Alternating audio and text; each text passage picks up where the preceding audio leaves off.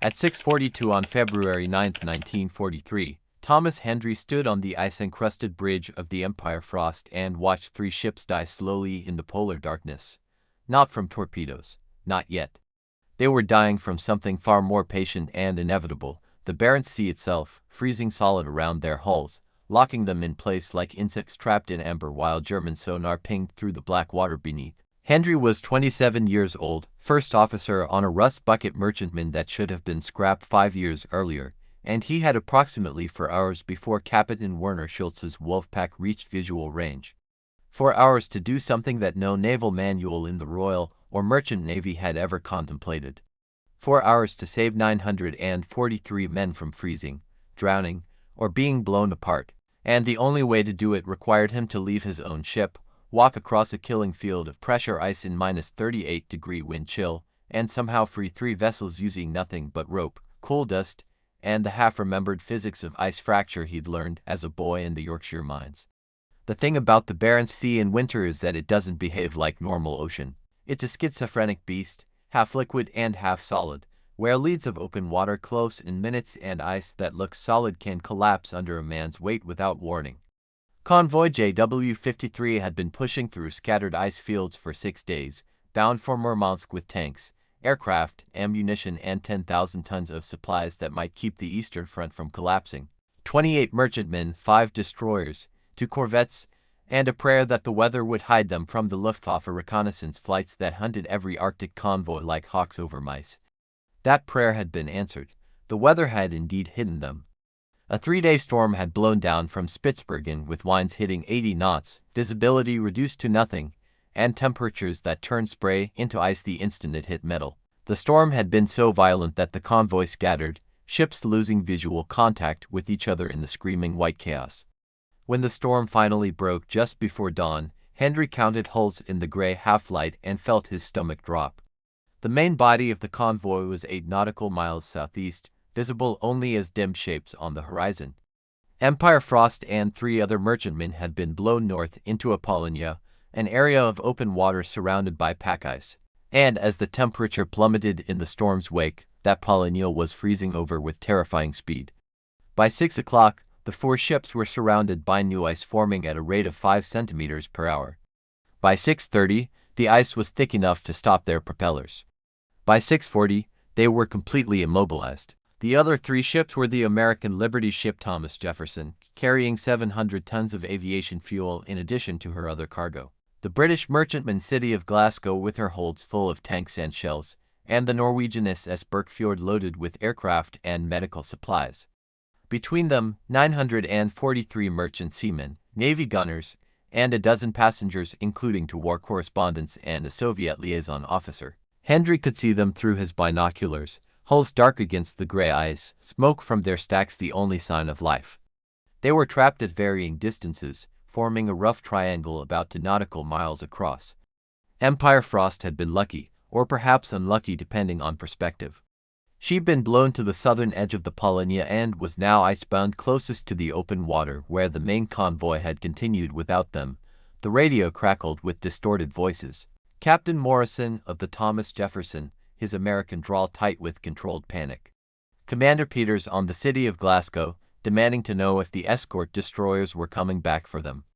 The Norwegian captain of Berkfjord, Halvorsen, speaking in clipped English about ice pressure building against his hull, and cutting through all of them, the voice of Lieutenant Commander Ashford from the destroyer HMS Opportune, the senior escort officer still close enough to maintain radio contact. All trapped vessels, this is Opportune. We have assessed your situation. The main convoy cannot wait. Ice conditions prevent us from reaching your position. You are to maintain radio silence from this point forward. German direction-finding stations have undoubtedly noted your transmissions. If you can break free, proceed independently to Murmansk. If not, prepare to abandon ship when enemy contact is made. Do not, repeat, do not engage U-boats with your deck guns. Silent running may be your only chance. Opportune out. The radio went dead. In the silence that followed, Hendry heard his captain breathing beside him. Robert Wynne was 53 years old, a merchant officer who'd been sailing since before the First War, whose hands shook slightly these days from what the doctors called exhaustion, but everyone knew was something deeper. Wynne had lost his previous command 6 months earlier. A U-boat had put 3 torpedoes into the SS Manchester Brigade in the North Atlantic. Wynne had gotten off in the last lifeboat, had watched his ship go down with 42 men still aboard, men who'd been trapped below decks when the bulkhead doors jammed. He'd been cleared of any negligence at the inquiry, but Hendry had sailed with him since November and had watched him wake screaming 3 times, always the same words, "Check the doors, check the goddamn doors." "For hours," Wynne said quietly. His breath formed ice crystals on his beard. "Maybe 5 if we're lucky and they're hunting the main convoy first. But Schultz knows these waters. He'll have detached boats to sweep for stragglers." Standard Wolfpack protocol, Hendry lowered his binoculars. Werner Schultz commanded U-boat Group Eisenfaust, Iron Fist, operating out of Kirkenes. 6 submarines specifically tasked with Arctic convoy interdiction. Schultz himself captained U-712, a Type 7C boat that had sunk 19 Allied vessels since December 1941. British naval intelligence had intercepted enough German communications to know that Schultz was a methodical hunter who preferred patience and positioning over aggressive pursuit. He'd wait until targets were most vulnerable, then strike with coordinated precision that gave escort vessels no time to react effectively. "The ice," Hendry heard himself say. "How thick by now, would you estimate?" Wynne looked at him sharply. 15, maybe 20 centimeters. New ice formed fast in calm water after the storm. Why? Because 20 centimeters isn't thick enough to support heavy equipment, but it's thick enough to stop our screws. We can't steam out, but a man can walk on it if he's careful. Several men, with the right equipment. Walk where, exactly? Hendry pointed toward the city of Glasgow, closest to them, at roughly 700 meters distance. "She's sitting lower than she should be. See the waterline? I think she's taking water, probably ice damage to the hull plates during the storm. Even if she breaks free, she might not make it. Thomas Jefferson is the real problem though. You see that list to port? She's got ice building up on the superstructure, asymmetric loading. If she doesn't break free soon, the weight will capsize her in maybe 12 hours. And Berkfjord, she's too far from the ice edge, even if her engines could push through, so we're all dead," Wynne said flatly. "If Schultz doesn't get us, hypothermia or capsizing will. What's your point?" "My point is that we're not going to break free using engines. The ice is too thick, forming too fast. By the time it thins enough naturally for our screws to bite, it'll be dark and the U-boats will be here. But ice has weaknesses, pressure points, fracture lines. If you know where to hit it, you can break it without much force." Wynne stared at him. "You worked the mines before the war. Barnsley Colliery, 5 years. Started at 16. My father and 2 uncles were miners. You learn things about how materials fracture under pressure, rock, ice, it's similar physics. Crystalline structures with predictable failure modes. Thomas, this is insane. Even if you could somehow fracture the ice around one ship, you'd need to do it for all 3. In sub-zero temperatures, with Germans hunting us. With maybe 4 hours before, 3 hours 50 minutes now," Hendry interrupted. "And it's not insane, it's just improbable. But so is sitting here waiting to be torpedoed. Captain, those men on those ships, they're dead if we do nothing, all of them, including us. Empire Frost is at the ice edge. We've got the best chance of breaking free on our own once the ice thins a bit more. But if I can get to the others, if I can fracture the ice around their hulls in the right pattern, they might be able to engine backward through broken ice. It's been done before. During the Chelyuskin rescue in '34, Soviet icebreakers used similar principles. That was icebreakers, purpose-built for it. I know. This is a cargo hauler and hope. But hope's all we have." Wynne was silent for a long moment. Below them, the deck crew was trying to chip ice off the forward gun mount, a 4-inch weapon that had never fired in anger and probably never would. The men moved slowly in their layers of wool and canvas, like actors in a play about the end of the world. In the distance, barely visible through the haze, the main convoy's smoke was disappearing over the horizon. "What would you need?" Wynne finally asked. Hendry had been thinking about this since the moment he'd felt the ship stop moving. "Rope. At least 200 meters of good line. The emergency demolition charges from the magazine, we've got 8 of them for scuttling if necessary. Coal dust from the bunkers, as much as we can carry. Canvas bags, for volunteers, 5 would be better. Men who can move fast on ice without panicking. And I need every ship to understand the plan simultaneously, which means radio silence broken one more time, tight beam if possible, quick transmission. The Germans will triangulate. They already know roughly where we are from the earlier transmissions. One more won't matter. What matters is coordination. If City of Glasgow or Thomas Jefferson try to break out before we've properly fractured the ice, they'll just jam their screws deeper and we'll have accomplished nothing. Wynn's hands had stopped shaking. He was looking at Hendry with an expression that might have been respect or might have been the look of a man watching someone volunteer for execution. You're talking about walking across unstable ice in Arctic conditions while German submarines hunt you, then using mining explosives to fracture ice around ships that might crush you if they break free at the wrong moment. And if you succeed, if by some miracle you actually pull this off, you'll still have to get back before the U-boats arrive. Thomas, you understand this is suicide. I understand it's unlikely. That's different. Why? The question hung in the frozen air. Why you? Why not send someone else? Or better yet, why not just prepare to abandon ship like Ashford ordered? Hendry looked at the 3 trapped vessels. He thought about Manchester Brigade, the ship Wynne had lost, the 42 men trapped below. He thought about his own history, the decision he'd made in September when Empire Frost had been part of Convoy PQ-19. They'd been under air attack, Junkers 88s coming in low, and Hendry had been on deck helping to direct fire from the anti-aircraft guns.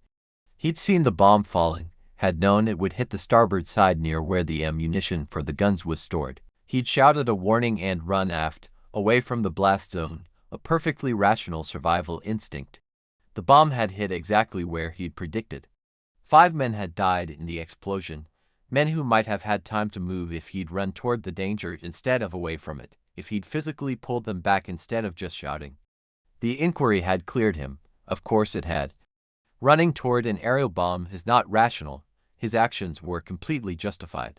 But rational isn't the same as right, and justified isn't the same as forgivable.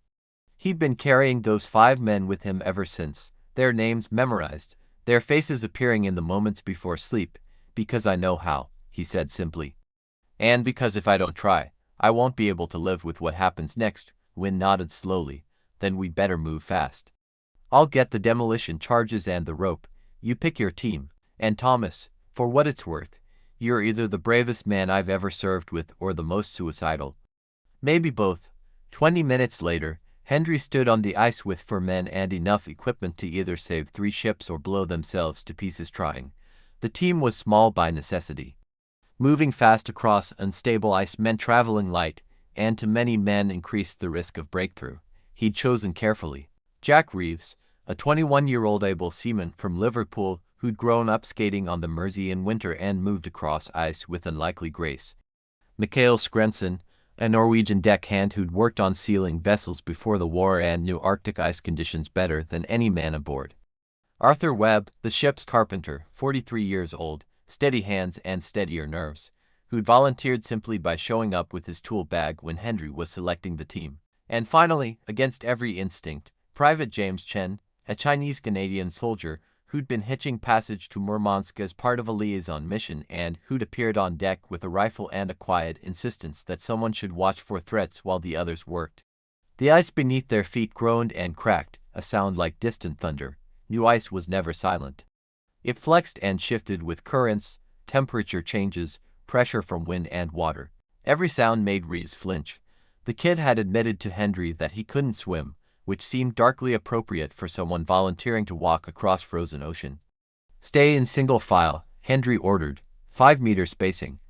If someone ahead of you breaks through, don't rush to help, signal back to the ship and we'll use the rope. Each man carries their own gear. First priority is City of Glasgow.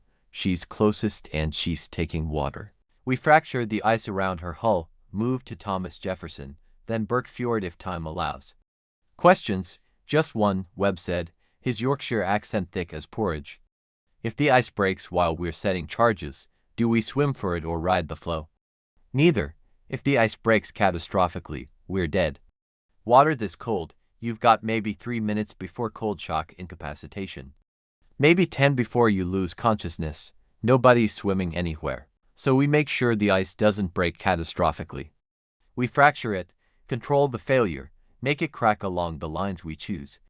Same as dropping a mine roof between support pillars. Comforting, Reeves muttered. They started walking. The ice felt solid enough at first, a dull gray surface mottled with frozen spray and patches of snow. But 30 meters from the ship, Hendry felt it change underfoot, becoming slightly more elastic, flexing with each step. This was the transition zone between old ice attached to the ship and newer ice formed during the night. The danger zone. He stopped, knelt, and pressed his ear to the ice. Through the surface he could hear water moving, currents flowing beneath, and something else, a distant rhythmic sound that might have been his imagination, or might have been diesel engines. Keep moving, he said, standing, but test each step. Wait on the back foot until you're sure the ice will hold. City of Glasgow grew larger ahead of them, her hull black and massive against the gray sky. She sat low in the water, definitely taking on water below the waterline. Ice had formed a thick collar around her hull, and Hendry could see stress fractures radiating outward where the ship's weight pressed down on the frozen surface. This was good. Stress fractures meant the ice was already under load, already wanting to fail. They just needed to give it permission. They reached the ship at 7:18. 43 minutes since Ashford's final transmission. 3 hours 17 minutes, give or take, until the U-boats arrived. Commander Peters appeared at the rail above them, his face wine-burned and hollow with exhaustion. "You're the lunatics from Empire Frost," he called down. When radioed the plan. "You really think you can break us out?" "Ask me again in 20 minutes, Hendry shouted back. "I need you to do exactly what I say, when I say it, not before. If you gun your engines at the wrong moment, you'll crush the ice down and make everything worse. Understood, understood.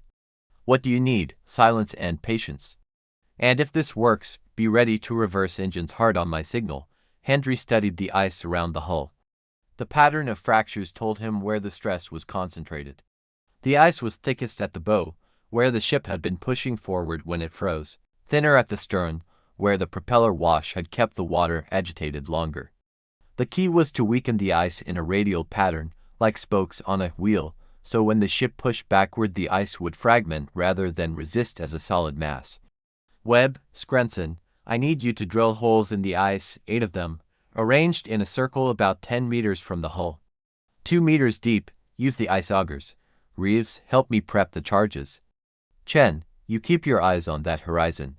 If you see anything that looks wrong, you shout." They worked with the peculiar intensity of men who know they're probably going to die but haven't quite accepted it yet. The ice augers, designed for testing ice thickness, bit into the frozen surface with a grinding sound that seemed impossibly loud in the stillness. Hendry unpacked the demolition charges, small cylindrical packages of pentolite designed for scuttling ships by blowing holes in hulls. He'd never used them for this purpose, had never heard of anyone using them for this purpose, but the principle was sound. Explosives in ice created shock waves that propagated along crystalline boundaries, causing fractures that spread far beyond the blast point itself. The trick was placement and timing. Too much explosive and he'd shatter the ice catastrophically, possibly sinking all of them. Too little and nothing would happen. And the charges had to detonate in sequence, not simultaneously, to create a propagating failure that would spread around the entire hull. "How do we time it without electrical detonators?" Reeves asked, watching Hendry modify the fuses. "We don't. We use variable fuse lengths and hope the burn rates are consistent. This one burns at 30 seconds per meter, so cutting different lengths gives us a rough sequence. It's not precise, but it doesn't need to be. We're not splitting atoms, we're cracking ice." They placed the charges in the augured holes, 8 around City of Glasgow in a rough circle, each charge tamped with coal dust to focus the blast downward rather than upward. The coal dust was Webb's suggestion, something he'd seen done in quarry work. It absorbed the blast energy and reflected it back into the ice rather than letting it waste itself in the air. At 7:41, Hendry lit the first fuse. "Everyone back to the ship, now. Move." They ran, slipping and sliding on the ice, gear clattering. Hendry counted steps, counted heartbeats, counted the seconds until the charges blew. At 90 seconds, the ice beneath his feet shuddered. The first charge, the longest fuse, had detonated. A dull crump sound, felt more than heard, then the second, then the third. The detonations came in ragged sequence, walking around the ship's hull like a drumbeat. Cracks appeared in the ice, dark lines racing outward, branching and rebranching in fractal patterns. The ice around City of Glasgow's hull fragmented into chunks, still frozen together but no longer a solid mass. "Now," Hendry shouted, waving at Peters on the deck above. "Reverse engines full power, now." The ship's propeller thrashed white water beneath the stern. The hull shuddered, pressed backward against the fragmented ice. For a long moment nothing happened. Then, with a grinding sound like bones breaking, City of Glasgow began to move. Slowly, painfully, pushing through the broken ice field, chunks the size of automobiles sliding and tumbling around her hull. She backed away from the trap, engines screaming, leaving a channel of dark water in her wake. Peters appeared at the rail again, his face split with a grin that Hendry could see even at this distance. "You magnificent bastard, it worked, don't celebrate yet," Hendry shouted back. "Hold position in the open water and wait for the others. If we get separated, make for Murmansk independently. Go silent, no transmissions." They turned toward Thomas Jefferson, 800 meters to the northeast. Reeves was laughing, a slightly hysterical sound. Skrenson was muttering prayers in Norwegian. Webb just shook his head and said, "Well, I'll be damned." Chen, still watching the horizon, said quietly, "We have company." Hendry followed his pointing arm. On the southern horizon, barely visible through the haze, a dark shape moved against the gray sky. Too distant to identify clearly, but the silhouette was wrong for a merchant vessel or a destroyer. Low to the water, streamlined, predatory. "U-boat," Skrenson said. "On the surface, maybe running diesel charge or making transit speed. 5-6 nautical miles out. He hasn't seen us yet," Chen added, "or if he has, he hasn't changed course." Hendry felt something cold settle in his stomach that had nothing to do with the temperature. If that was one of Schultz's boats, if the Wolfpack was already this close, they had less time than he'd calculated. "Much less. Double time to Thomas Jefferson," he said. "We do this one faster." They ran across the ice, and running on frozen ocean is an experience that defies rational description. The surface was uneven, ridges and pressure points where ice sheets had collided and frozen together. Every step was a gamble, every sound beneath their feet a potential warning of breakthrough. Hendry's lungs burned with cold air. His face was numb despite the scarf wrapped around it. Frost formed on his eyelashes, forcing him to blink constantly. Thomas Jefferson loomed ahead, larger than City of Glasgow, her list to port more pronounced now. Ice had accumulated on the port side superstructure, tons of it, throwing off the ship's balance. If she rolled much further, she'd reach a point of no return where her own weight would pull her over. Morrison, the American captain, was on deck with his crew, trying to chip ice off the port rail with axes and steam hoses. It was futile work, like bailing the ocean with a teaspoon, but it was something to do other than wait for death. "We're going to do the same thing," Hendry called up to him. "But I need your men to stop working on the ice. When we blow the charges, anyone on deck might get thrown by the shock wave. Get everyone inside except your engine room crew." Morrison didn't argue. He'd seen City of Glasgow break free. "How long?" 15 minutes, maybe less. "We're in a hurry now." They placed the charges faster this time, muscle memory taking over, hands moving with practiced efficiency despite the cold. Webb and Skrenson drilling, Reeves and Hendry prepping the explosives, Chen maintaining watch on the horizon where the U-boat shape had disappeared into the haze. The submarine was still out there, still hunting, and every minute they spent on the ice was a minute closer to being caught in the open when it arrived. At 8:03, Hendry lit the fuses and they ran. The charges detonated in sequence, 8 hammer blows that cracked the ice around Thomas Jefferson's hull. But this time something went wrong. The ice didn't fragment cleanly. Instead, one of the cracks propagated too far, racing past the ship toward the point where Hendry's team was running. A dark line appeared in the ice ahead of them, widening, opening into a lead of black water 20 centimeters across, then 30, then 40. "Jump!" Webb shouted. Hendry jumped. His boots left the ice. He was airborne for a moment that felt like falling. Then he hit the far side and rolled. Reeves made it across. Skrenson made it. Webb made it. Chen stopped at the edge, judging the distance, and in that moment of hesitation the crack widened further, 60 centimeters. Too far to jump safely with his pack and rifle. Rope. Chen shouted, already shrugging off his pack. Henry threw the coil of line. Chen caught it, tied it around his waist with swift efficiency that spoke of military training, then jumped. He got his upper body across, but his legs went into the water, that killing black water that would stop a man's heart in minutes. Reeves and Skrenson grabbed the rope and hauled while Henry rushed forward to grab Chen's arms. They pulled him out in a tangle of soaking cloth and ice that was already forming on his trousers. Get moving, Chen gasped. Hypothermia won't kill me in the next 10 minutes, but stopping will. Behind them, Thomas Jefferson's engines roared to life. The ship ground backward through the broken ice, her list decreasing as the port side shed some of its ice burden in the process of breaking free. Morrison got her into open water and held position near city of Glasgow. Burke Fjord, Henry said. One more, can you make it? Chen was shivering violently, but he nodded. Norwegian ship for a Chinese Canadian to save. There's poetry in that. Let's go. They ran toward the last trapped vessel, and running with Chen between them, helping him maintain pace to keep his blood moving, feeling the cold sapping their own strength with every step. Burke Fjord was the farthest from the ice edge, nearly 1,200 meters from where they'd started. Captain Halvorsen met them at the hull with hot coffee passed down in a thermos, which they drank in desperate gulps between setting charges. I owe you my ship, Halvorsen said. Whatever comes after, remember that. We'll reminisce in Murmansk, Henry replied. If we make it, they made it. The charges cracked the ice around Burke Fjord with the same brutal efficiency as the others. The Norwegian ship backed free at 8:37, her propeller thrashing through broken ice like a blender through frozen vegetables. 3 ships loose, 3 ships that had been dead meat for the Wolfpack now mobile and capable of defense. Back to Empire Frost, Henry ordered. Fast as you can. The U-boat we saw earlier, it's had time to close the distance. They were halfway back when Chen spotted it. Not on the horizon now, but much closer, perhaps 3 nautical miles out, the distinctive profile of a Type 7 U-boat running on the surface, heading directly toward the cluster of now freed ships.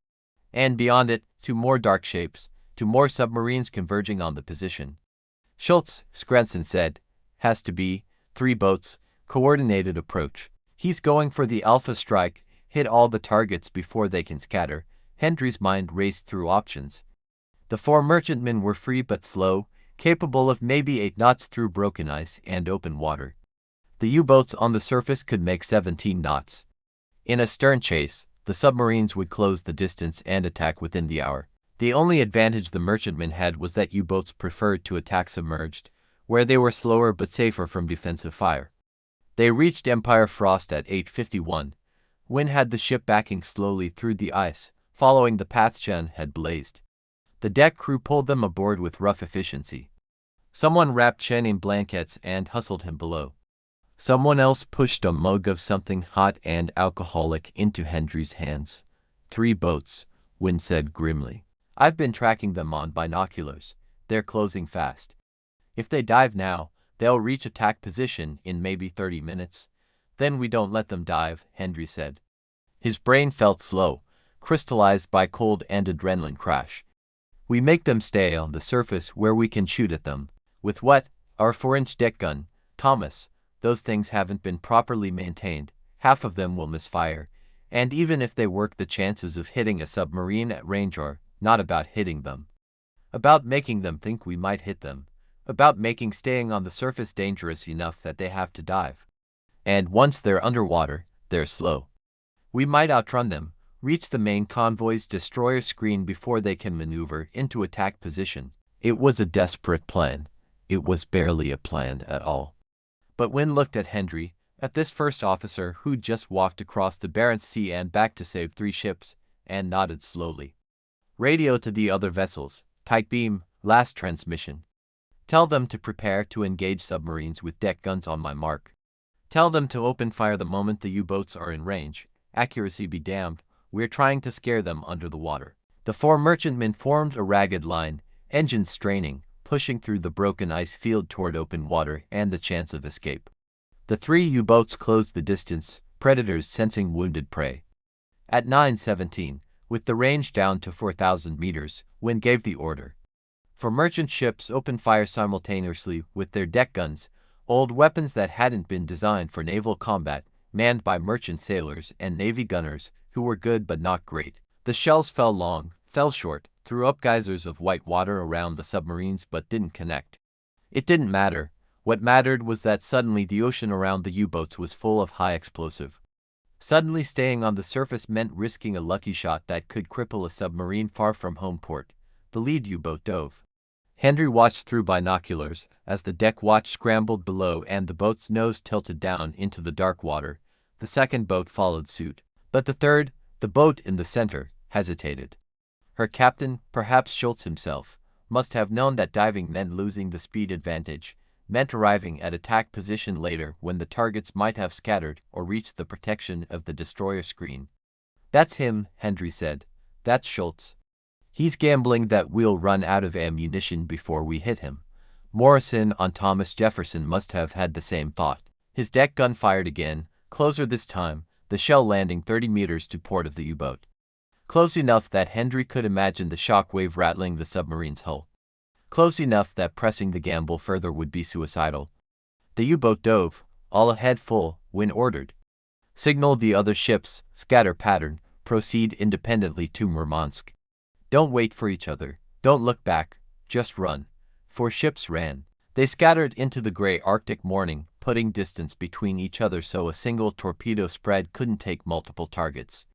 Behind them, 3 submarines hunted blind beneath the ice, listening for propeller noise, calculating intercept courses, trying to maneuver into attack position while their targets fled at speeds the submarines couldn't match underwater. Empire frost pushed through increasingly open water, ice giving way to dark ocean. Henry stood on the bridge beside Wynne, listening to the sonar man call out contacts, possible submarine locations that moved and shifted and might have been real or might have been ice chunks scraping the hull. The tension was unbearable. Every moment they expected the lookout to scream a warning, expected to see torpedo wakes cutting through the water, expected the ship to shudder with impact. At 11:21, the destroyer HMS Opportune appeared on the horizon, racing toward them with 2 corvettes in company. Ashford had brought the escort screen back, risking his ships to cover the convoy stragglers he'd written off hours earlier. The destroyer's active sonar pinged through the water, forcing the German submarines deeper, breaking their attack solutions, turning the hunt into a retreat. Schultz's Wolfpack withdrew. 3 U-boats slipped away into the depths, unable to press their attack against merchant ships that had proven more resilient and more dangerous than expected. They'd returned to Kirkenes without a kill, without even a significant contact beyond the brief surface engagement. In the calculus of naval warfare, this was a minor action, a footnote.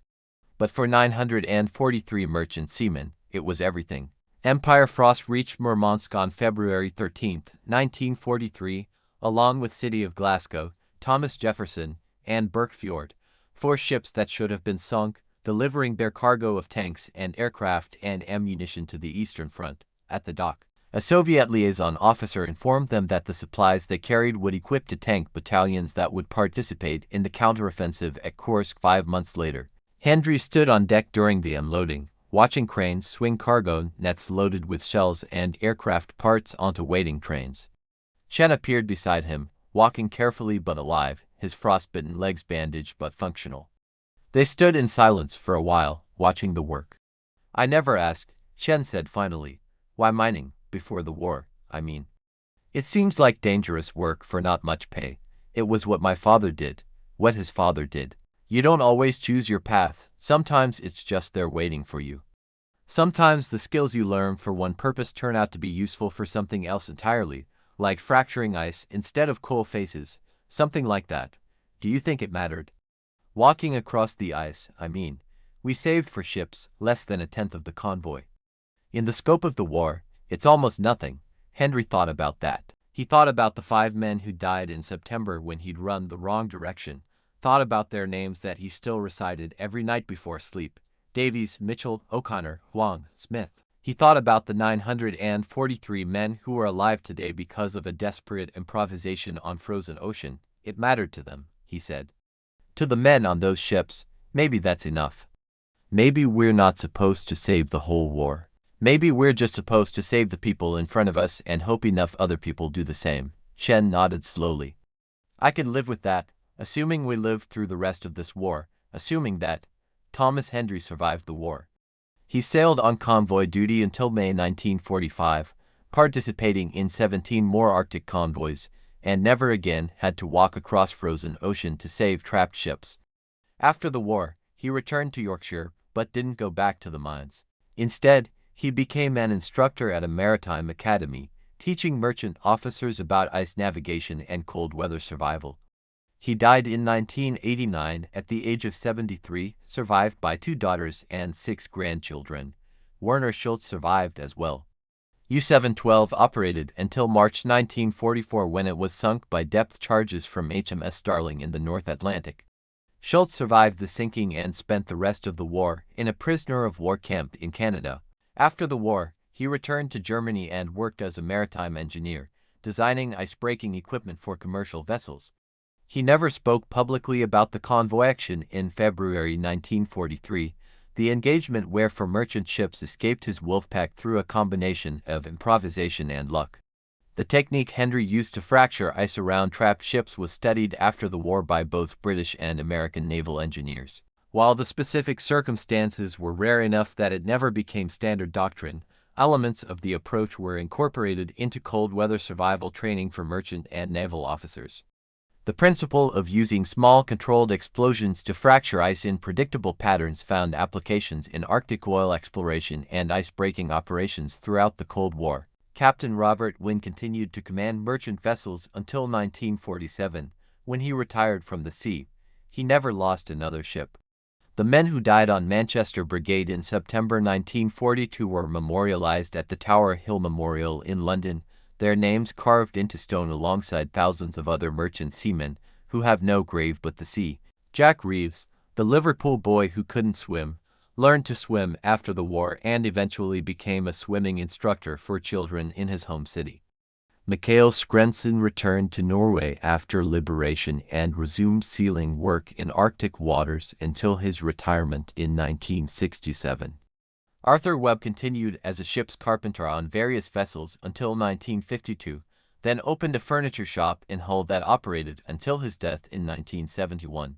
Private James Chen completed his liaison mission to the Soviet Union and later served in the Italian campaign, surviving the war to become a professor of military history at the University of British Columbia. The 4 ships that broke free from the ice that February morning all survived the war. City of Glasgow was scrapped in 1961 after 17 years of post-war service. Thomas Jefferson operated under various names until 1967 when she was broken up for scrap in Taiwan. Berkfjord was sunk by a mine off the Norwegian coast in November 1943 with the loss of 8 crew members, a reminder that survival in one battle meant nothing more than the chance to face the next.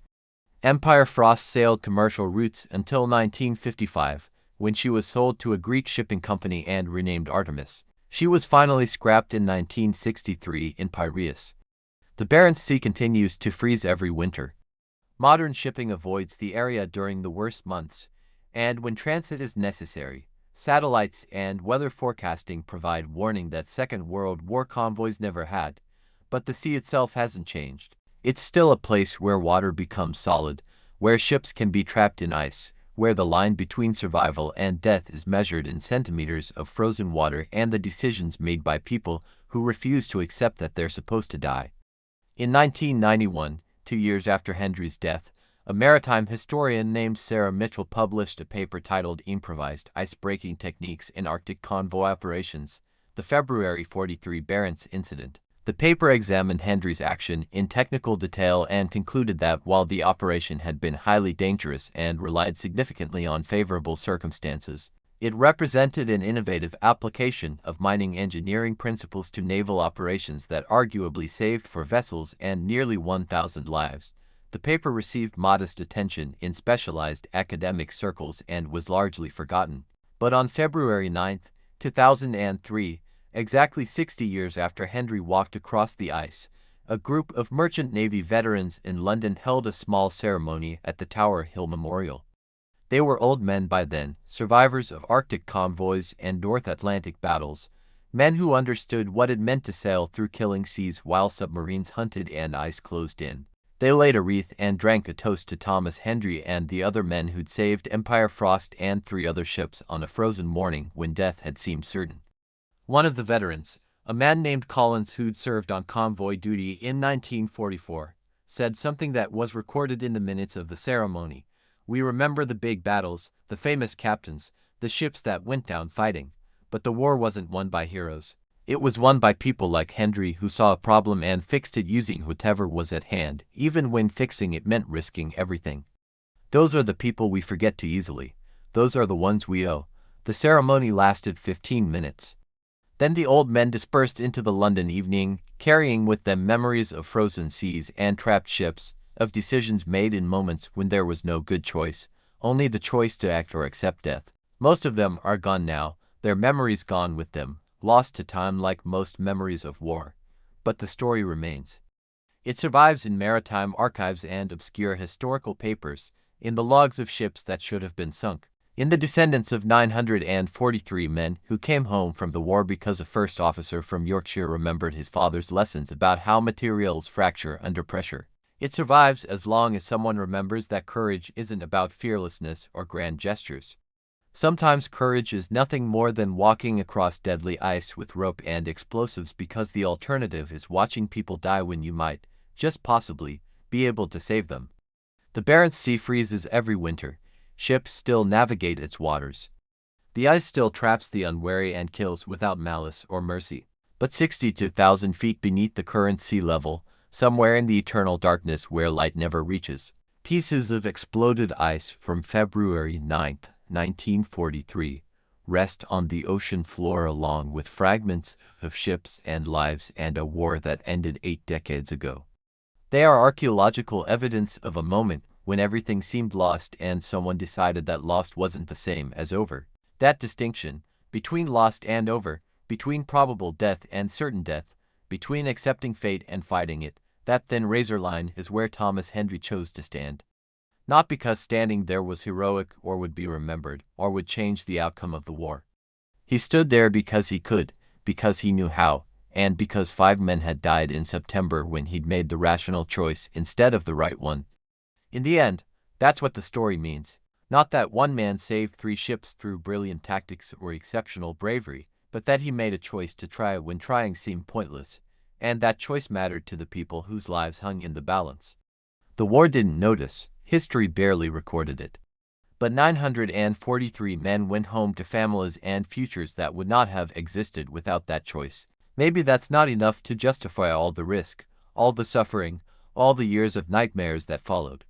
Maybe nothing justifies war or makes it worthwhile, but in the calculus of human experience, in the math of lives saved and lost, Thomas Hendry's impossible ice run stands as evidence that individual action matters even when victory seems impossible, that trying is not the same as succeeding but it's infinitely better than surrender, and that sometimes the most important thing we do in our entire lives is something no one will remember 30 years later except the people we saved and the people who loved them. The ice melts every spring. The story remains. If you found yourself holding your breath during Thomas Hendry's impossible run across the frozen Barents Sea, you've just experienced one of countless acts of improvisation and courage that shaped World War II but never made it into the history books we read in school. These stories, these moments when ordinary people faced extraordinary circumstances and refused to accept the expected outcome, they're why this channel exists. Every week, we bring you another forgotten piece of the war, another perspective that deserves to be remembered before the last witnesses are gone and only the archives remain. If this story moved you, if you want more people to know about Thomas Hendry and the 943 lives that hung on his decision, hit that like button. Drop a comment telling us where you're watching from, or if you had family who served in the Merchant Navy during the war. Subscribe to the channel so you don't miss the next story. And if you know someone who loves World War II history, someone who appreciates the human side of the war beyond tanks and tactics, share this video with them. These stories survive only as long as we keep telling them. Let's make sure they survive.